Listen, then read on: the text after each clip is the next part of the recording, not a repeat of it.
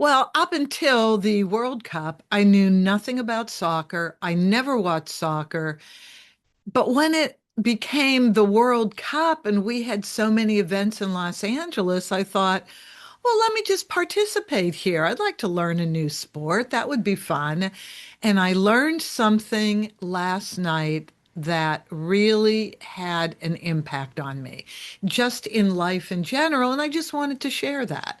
And here's what it was. So I was watching the Netherlands play Morocco. Morocco won. Morocco won in like triple death overtime. I learned more about the game. It was an even score, even in overtime. And when the score didn't fall in one team's favor, then you get these penalty kicks. And in the penalty kicks portion, that's when Morocco got one more point and they won. But something interesting came out with one of the commentators who talked about authenticity in how the how the Netherlands were playing. He said, they didn't seem authentic. I mean, they played hard and they did the best they could. And at one point they were up in the score, but it wasn't them. They didn't have the energy. They didn't have the disposition, the character, the approach. It didn't seem like them. It seemed like a different team. And so I can appreciate this on a number of different levels.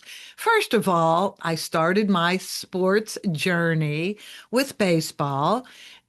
Pittsburgh Pirates. I grew up in Pittsburgh. That Roberto Clemente, Bill Mazeroski, Don Clendenin, Willie Stargell. I mean, all these wonderful players that won the 1960 World Series. And I was listening to it on the radio, and Bill Mazeroski, bottom of the ninth, two out, grand slam home run against the Yankees, and they won.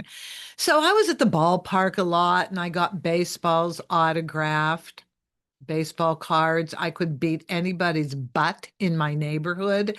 I was good at flipping baseball cards. I really was. And I played baseball in my neighborhood, a little bit of a tomboy. So I started then, and then Roberto Clemente died.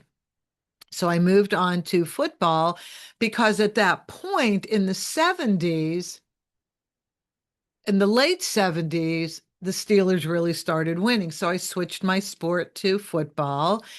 And within each sport, I was able to see whether the team was at their best, who wasn't at their best, and what it felt like and looked like when they were in prime shape.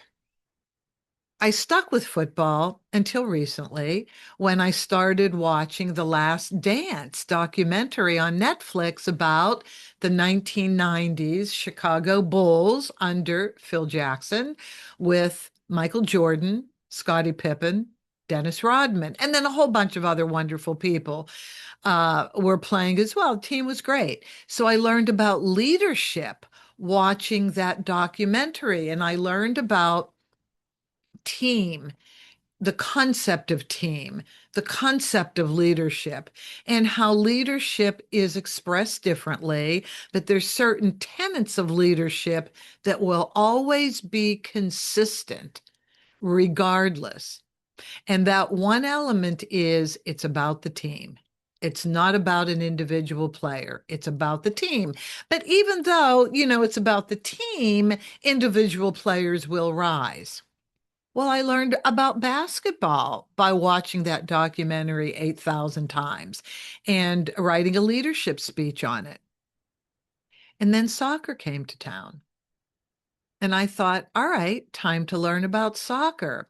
And you just really respect people. Well, I just really respect people that play sports. It's competitive, and I've always suppressed my competitive nature. But it's about what goes into being a great athlete, a great team player, and your whole life goes into it. You express yourself the way you are authentically made within your sport, from the way you prepare for each game to the way you execute each game. And when the commentator last night talked about, well, the Netherlands isn't authentic. They're playing more of a defensive game. They're not playing an offensive game. They're not the strong people he knew them to be, but they still had that fighting spirit, or they wouldn't have lasted into triple death overtime with penalty points deciding who won the game. So it's penalty kicks. So each side, okay, I'm doing the best I can at understanding this, but it's each side gets X number of penalty kicks, and it's a player standing in front of the net, um, and getting, I don't know, one kick, more than one kick to get it into the net. And you have the goalie there, and the goalie's trying to prevent it. But that really stuck with me because Brene Brown talks about being authentic. She's the first one that turned me on to express yourself authentically. Do not worry if you're offending anybody. I mean, you can't be offensive, but say what you think, be who you are, and deal with the reactions later. And you can deal with, you can deal or not deal with reactions. But who are you authentically? What is your authentic expression? How in tune are you with your inner self, your inner mind, your soul, what gives you happiness and joy, and how you want to move about in the world. I mean, I've learned more these last few years than I think I've learned in my whole life, although I've learned a lot in my life. So you stumble through life, you learn lessons, but you do they really impact you? Do they really affect you? With me, I can only answer for me.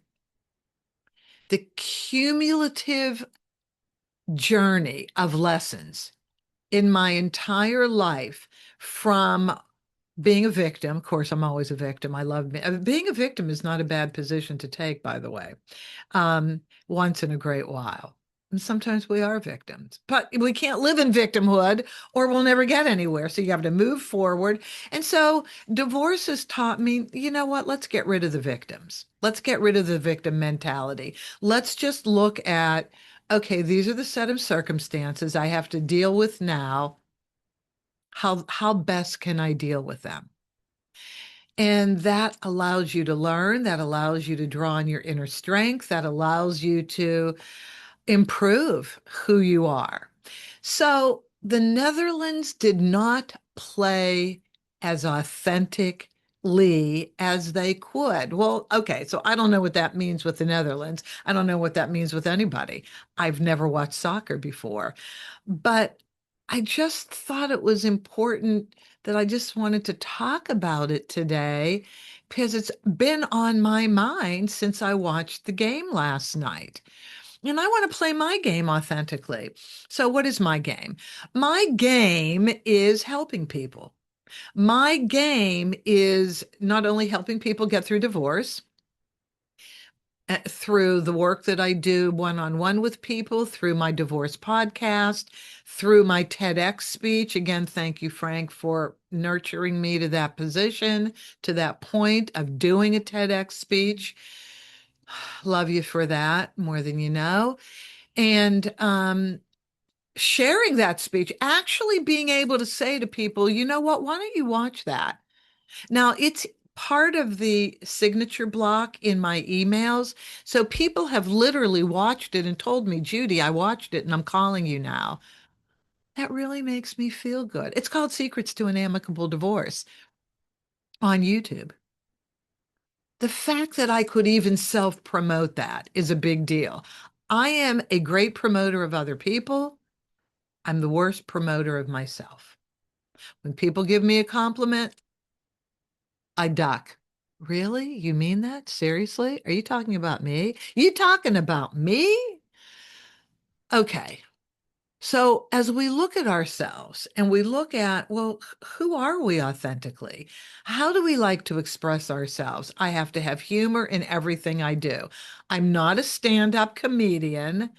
I love comedy. I love stand-up comedians. It's not exactly who I am, but I am humorous.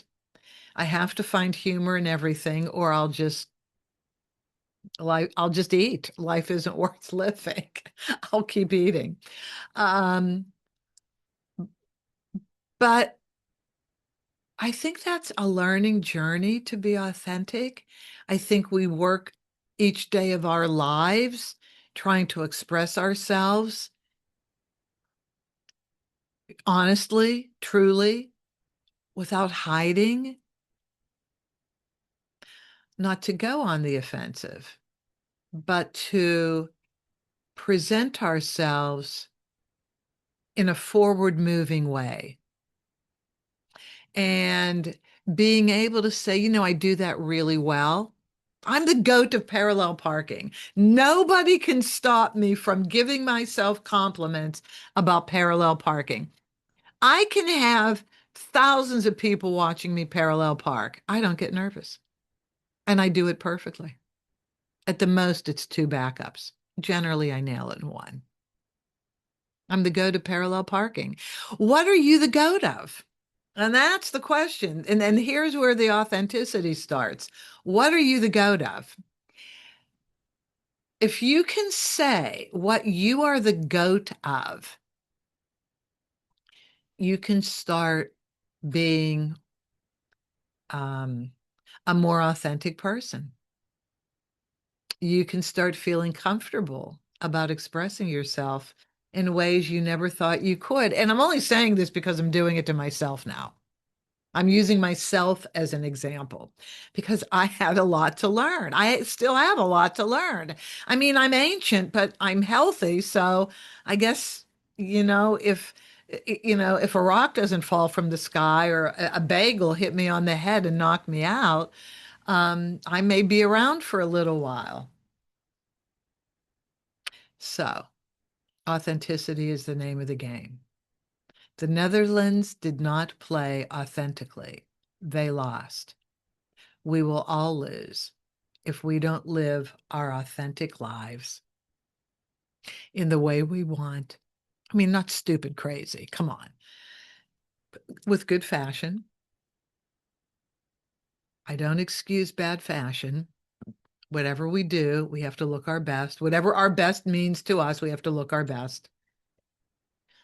But authenticity is the name of the game.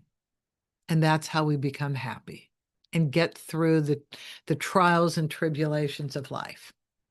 So there you go. We have a few more days of soccer. What else can we learn, even from a sport that we might not know anything about? And what are you the goat of?